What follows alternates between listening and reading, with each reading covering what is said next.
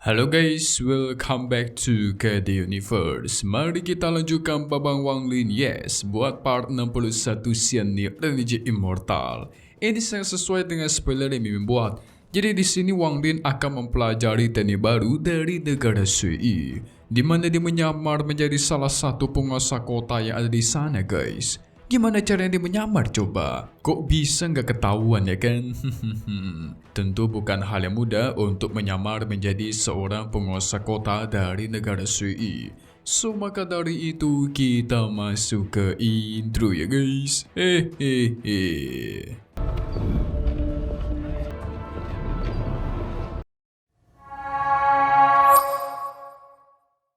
Singkat cerita, Wang Lin yang menelusuri kota Sui yang baru, dia melihat para warga yang dipenuhi oleh aura hitam alias aura kematian. Tentu bingung apa yang sudah terjadi. Wang Lin terus menelusuri tempat di sana dan tidak menemukan satupun keluarga kerajaan di sini guys. Harusnya ada keluarga negara Sui atau mungkin dari kerajaan Phoenix. Tetapi di setiap kota yang dikuasai oleh negara Sui, itu hanya dikuasai oleh seorang praktisi yang kuat atau disebut juga sebagai penguasa kota. Nah, para rakyat rata-rata didominasi oleh para budak. Jadi rakyatnya rata-rata hidup cuma buat melayani negara Sui guys. Inilah namanya perbudakan. Gak heran rakyatnya hidup tanpa memiliki aura kehidupan. Karena memang nyawa mereka itu ibarat sudah ada di tangannya negara Sui, bukan di tangan sendiri guys. Selain itu, patung es yang berbentuk seperti Ratu Medusa itu juga sangat menakjubkan. Bakal ada praktisi yang dikhususkan untuk mengukir formasi buat patung-patung itu. Nantinya akan ditanam metode rahasia yang memungkinkan mereka mengendalikan patung es seperti boneka gitu guys. Jadi setelah sekian lama meneliti, Wang Lin menebak sepertinya patung es ini merupakan pondasi dari negara Sui. Jikalau sampai Wang Lin bisa menguasai metode rahasia ini, lalu dia masukkan ke dalam patung ukiran kayu yang dia buat, maka hasilnya itu bakal sangat luar biasa. Kalau bisa Wang Lin kuasai, dia bisa menciptakan pasukan monster atau mungkin pasukan praktisi.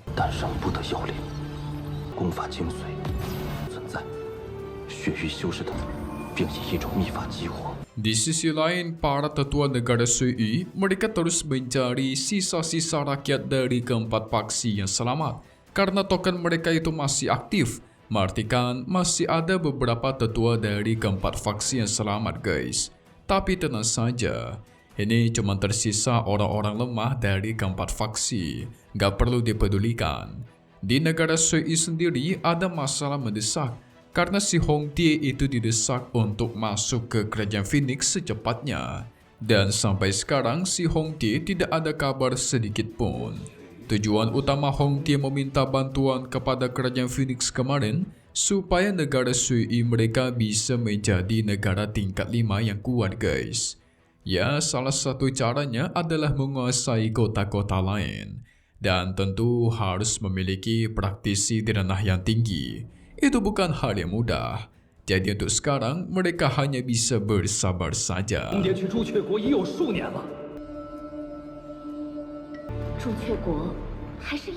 Walaupun sekarang menyamar menjadi rakyat kota, dia terus melihat para budak yang membawakan ukiran patung es untuk penguasa kota guys. Wali yakin sang penguasa kota pasti berada di lantai 11, yaitu lantai paling tinggi di menara es yang di sana. Malamnya dia mencoba masuk ke lantai 11 dan di sana ada orang yang bernama Sun Shou-yi. Dia merupakan penguasa kota di sini guys.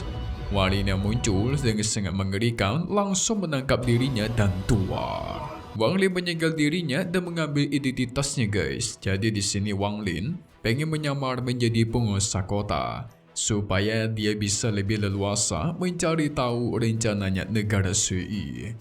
Singkat cerita, Wang Lin sudah berhasil menyamar menjadi Shou-yi sepenuhnya.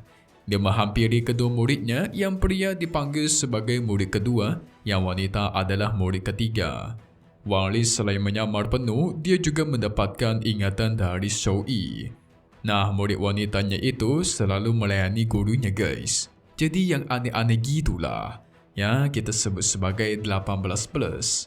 Wang Lin pun menyuruh mereka untuk mengeluarkan patung es yang baru saja dikirim ke sini. Setelah dikeluarkan, sang murid mengalirkan kekuatan meridiannya ke dalam patung itu. Ini disebut juga sebagai metode 9 meridian es, merupakan langkah awal untuk menyelesaikan pengendalian boneka es guys. Langkah keduanya adalah menggunakan teknik domain darah es untuk memperkuatnya. Jadi nantinya patung es ini bisa dijadikan hidup dan menjadi boneka es yang bisa dikendalikan. Sang murid wanita mulai menggoda Wang Lin dengan mengatakan kalau malam ini dia membutuhkan ajaran dari sang guru di tempatnya. Ini mah aneh-aneh guys. Tapi Wang Lin bukan orang yang peduli sama dia.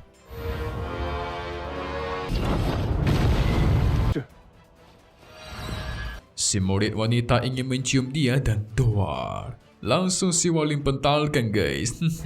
Mampus malulah tu. Wang Lin menyuruh murid pria untuk melanjutkan prosesnya, tetapi dia terpental dan hasilnya patung es itu hancur. Menurut ingatannya Shou-Yi, kalau mau berhasil melakukan metode pengendalian es boneka, maka mereka harus meraih jiwa es dan salju. Gak lama dari itu muncullah murid pertamanya Shou-Yi. Dia datang-datang melaporkan kalau sudah menemukan sisa-sisa dari persembunyian keempat faksi. Wang Lin pun langsung menyuruh sang murid untuk membawanya ke sana dan dia pun pergi. Sesampainya di sana, Wang Lin mengecek dengan kekuatannya guys. Dia melihat ada semacam fluktuasi kekuatan spiritual yang sudah melemah. Sepertinya memang ada orang nih. Dengan rasa penasaran dia mencoba turun ke bawah. Sang murid pertama sempat bingung kenapa gurunya berbeda sekarang. Biasanya dulu si guru adalah orang yang tidak pernah mengambil risiko guys. Dia pasti menyuruh orang lain dulu. Wang Lin menggunakan kekuatannya untuk membuka gerbang formasi di sana. Muncullah serangan pedang yang hampir membantai dia. Yang ternyata itu adalah serangan dari pemuda yang bernama Chen Huan. Dia merupakan tuan muda dari sekte jiwa hitam. Salah satu dari keempat faksi. Chen Huan sedang melindungi gurunya yang merupakan ketua dari sekte jiwa hitam. Di sini Chen Huan memohon agar jangan membantai gurunya. Cukup bantai dia saja. Alasan kenapa Chen Huan sampai berniat mengorbankan dirinya demi sang guru, karena dulu itu dia diselamatkan gurunya ketika perang guys. Jikalau tidak, dia sudah lama meninggoy. Sang guru akhirnya terbangun dan tahu kalau Wang Lin itu sebenarnya bukanlah praktisi dari negara Sui. Wow, kok bisa tahu dia guys?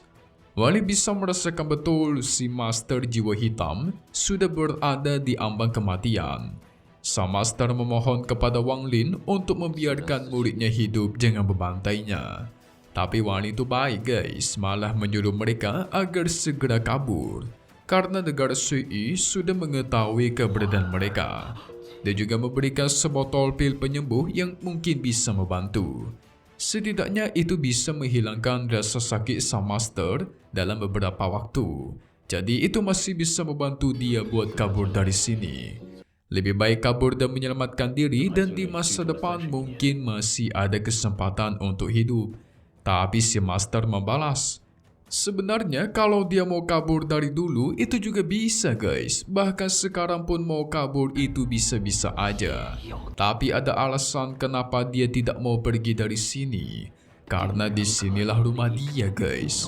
Dia lahir dan akan mati di sini. Kalau sudah seperti itu, Wang Lin juga memberi hormat, tidak bisa berkata apapun dan hanya bisa pergi. Tapi sebelum pergi, Wang Lin diberikan kipas 5 elemen. Yang dimana itu adalah kipas milik sang wanita bertopeng yang kemarin guys. Wah lumayan nih dapat harta langka. Sang guru pun menyuruh muridnya Chen Huan agar segera pergi dari sini dan membawa pil pemberiannya Wang Lin. Pergilah sejauh mungkin karena sang guru tidak akan bisa melindunginya lagi selamanya guys.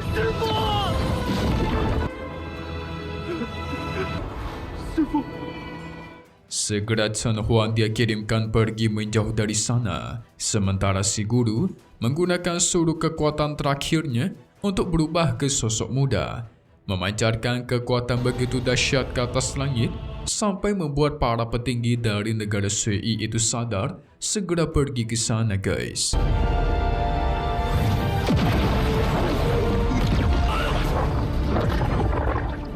Ledakan begitu besar menghancurkan seluruh tempat.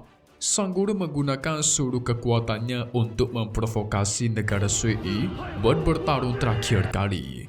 Muncullah sosok para tetua dari negara Sui dan Tuar. Perang pun terjadi. Tentu saja dia kalah telak dalam hal kekuatan. Tetapi inilah usaha terakhirnya buat sang murid supaya bisa kabur dari sana. Dia terus memaksa dirinya sampai meledakkan diri di depan para tetua negara Sui. Dan pada akhirnya dia pun meninggal, guys, jadi abu. Sedih sekali, bukan?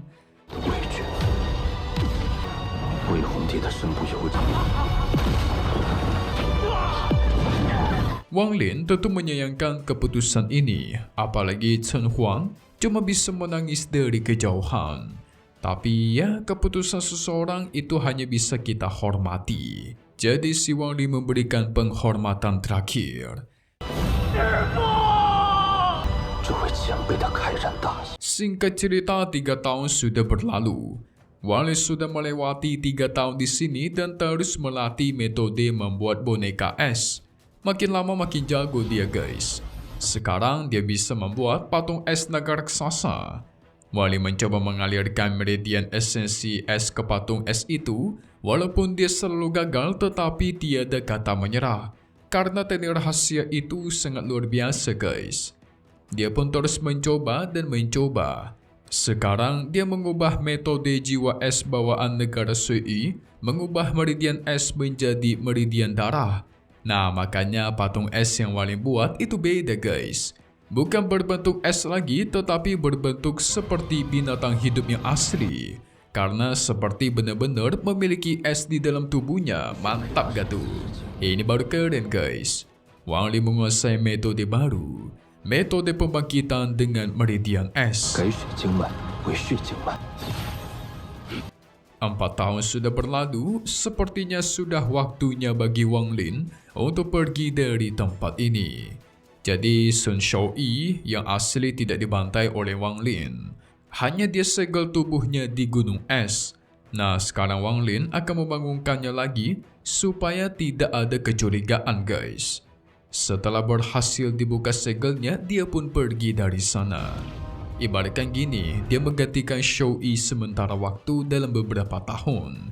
Soalnya kalau Wang Lin membantai Shouyi, pasti nanti dia bakal dicari sama negara Sui sampai kemanapun, guys. Wang Lin sekarang itu masih kurang kuat, gak bakal mampu melawan para tetua dari negara Sui. Jadi lebih baik menghindari masalah. Perang keempat faksi sangat berarti bagi Wang Lin. Dia melihat banyak sekali yang namanya kematian dan mendapatkan banyak pelajaran. Dan sekarang Wang Lin berencana pergi ke tempat yang jauh. Sebelum dia meninggalkan tempat ini, dia terus mengingat semua kenangan di kota ini, guys. Bersama Taniu, ayahnya, dan lain-lainnya. Dan sekarang kemungkinan Wang Lin akan kembali ke kampung halamannya, yaitu negara Zhao. Mantap nih, guys. Dan dia pun teleportasi dari sana. Hehehe. So, jangan kemana-mana dulu dong. Apa kalian gak kepo dengan spoiler episode selanjutnya? Sebenarnya udah pernah Mimin buat, silakan kalian cek di bagian playlist spoiler siang nih, atau mungkin di kolom komentar. Nah, jadi nanti kita semua bakal melihat Wang Lin akan bertemu dengan seorang tetua yang bernama Mo Zi. Mereka mengobrol bersama dan Wang Lin mendapatkan ilmu baru soal kultivasi. Setelah itu dia memulai kultivasi, memfokuskan peningkatan kekuatannya di sebuah gunung. Soalnya mulai sekarang dia pengen mencari jalan dewa kuno, guys. Apa yang terjadi gak lama dari itu, dia menerobos dan membuat tubuh keduanya menjadi tampilan yang baru. Saking kuatnya aura penerobosan Wang Lin, membuat orang-orang yang ada di sekitarnya itu kebingungan, guys. Terkejut bukan main. Wadidaw, ini bakalan seru nih. So, kita tunggu lagi di episode 60 nih yang bakal rilis lagi di minggu depan. Satu hal yang pasti cuman di sini, KD Universe. Thank you buat kalian semua nonton dan selalu support channel Mimin. Semoga kalian semua sehat selalu ya. Memang pamit undur diri dulu. Kita bakal ketemu lagi di video-video selanjutnya. Oke kalau gitu, see you guys.